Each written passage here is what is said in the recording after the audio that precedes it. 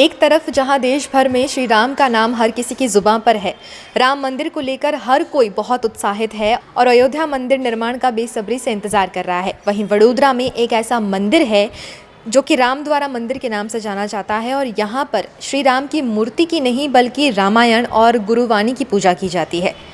तो यहाँ पर यहाँ के महंत के साथ में हम जुड़ेंगे और उनसे बात करेंगे इस मंदिर के बारे में और डिटेल में कि कब इस मंदिर की स्थापना हुई और क्या खास वजह है जो यहाँ पर रामायण और गुरुवाणी की जो है पूजा की जाती है।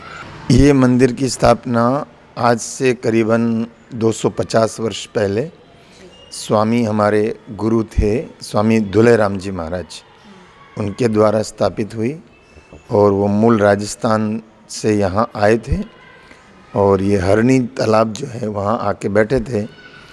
तो नरसिंह जी की पौल में एक परिक परिवार था जो हनुमान जी के दर्शन करने जाता था और वहाँ तालाब के किनारे पर वो गुरुदेव आके बैठे तो उनसे मुलाकात हुई और फिर दूसरे दिन उन्होंने एक बहुत ही सुंदर दुशाला उनको अर्पण किया परिक परिवार ने।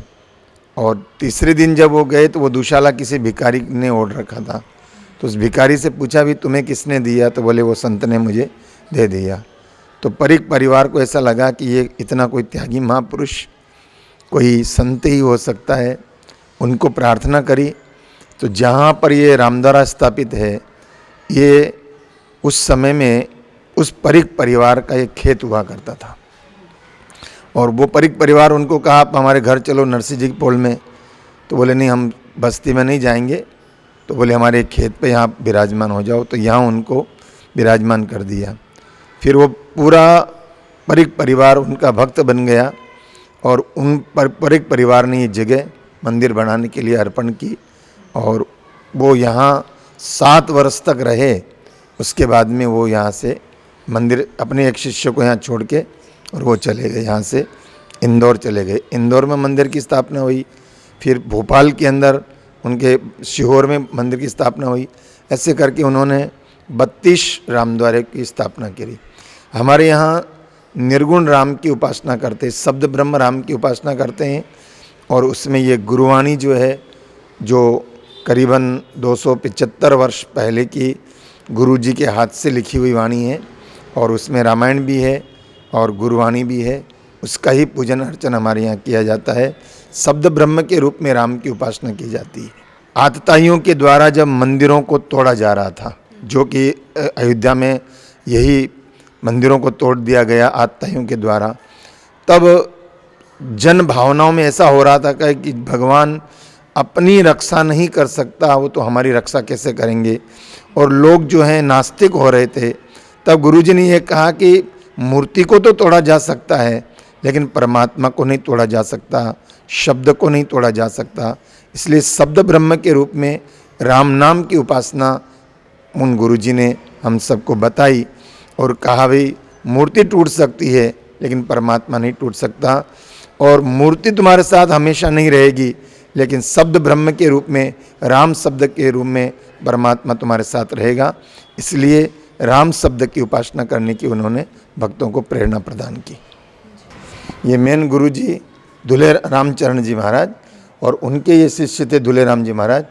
वो तो गुरु जी तो वहीं एक ही जगह रहे और उनके शिष्य दुलेराम जी महाराज को यहाँ गुजरात क्षेत्र में भेजा गया। तो उन्होंने आकर के और गुजरात क्षेत्र में ये अनेक रामद्वारे मंदिर की स्थापना करी, जिसमें अपने वडोदरा में प्रमुख पहला स्थान ये है। उसके बाद में पादरा, सूरत, अहमदाबाद, धोलका, साणत और दूसरे अन्य रामद्वारे स्थापित किए। फिर वो एमपी में चले गए, 7 वर्ष यहाँ रहे गुजरात में, फिर मध्य प्रदेश चले गए और जहाँ गए मंदिर स्थापना के बाद दोबारा वापस नहीं आए। बस ऐसा उन्होंने तो थे भाई, मोह कुछ भी नहीं, स्थापना कर दी, उस मंदिर से भी मोह नहीं। अब जिनका वस्त्र से ही मोह नहीं रहा, जिनको दुशाला उड़ाया गया वही उन्होंने किसी गरीब को दे दिया, तो जिनका वस्त्र में मोह नहीं है तो ये इनमें कैसे मोह हो सकता है। तो वो स्थापना करके भक्तों को नाम जप की प्रेरणा दे करके वो चले गए, फिर राजस्थान चले गए वापस।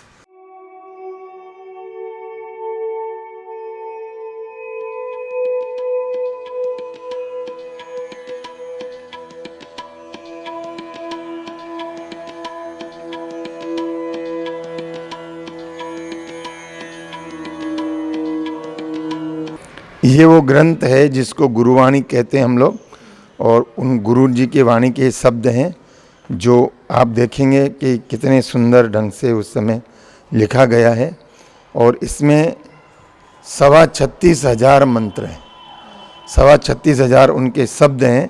उसके बाद में पीछे रामायण भी इसके अंदर है, गुरुवाणी भी इसके अंदर है। और ये गुरुवाणी को हम इसलिए पूजा करते हैं कि गुरुवाणी गुरु का ही स्वरूप होता है, इसलिए इसका पूजन किया जाता है। रामायण जो है वो राम का ही स्वरूप होता है, इसलिए रामायण और ग्रंथ की पूजा होती है हमारे। रामायण से हमें प्रेरणा मिलती है कि भाई भाई में प्रेम कैसा होना चाहिए, राम और लक्ष्मण का, पति पत्नी का संबंध कैसा होना चाहिए, राम और सीता का, पिता पुत्र का संबंध कैसा होना चाहिए, राम और दशरथ का, माँ के प्रति क्या कर्तव्य होता है। इसके साथ में रामायण से हमें प्रेरणा मिलती है कि प्रत्येक व्यक्ति को अपनी जन्मभूमि के प्रति विशेष लगाव होना चाहिए। राम जी जब लंका जीत चुके तब लक्ष्मण ने कहा कि अपन 2-4 दिन और रुक जाते यहाँ पर, तो राम जी ने कहा भले ये सोने की लंका है लेकिन मेरा मन यहाँ नहीं लगता है, भले ही जननी जन्मभूमिश्च स्वर्गादपि गरीयसी, जन्मभूमि जो है वो स्वर्ग से भी विशेष होती है, इसलिए मेरी अयोध्या मुझे पहुँचना है। तो ये जीवन जीने के लिए क्या क्या कर्तव्य हैं ये रामायण के द्वारा हमें सिखाए जाते हैं।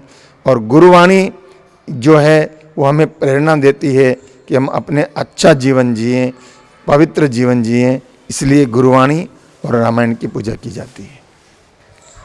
तो आज हमने आपको बताई राम द्वारा मंदिर की कहानी, यहाँ के महंत राम प्रसाद जी के ज़ुबानी।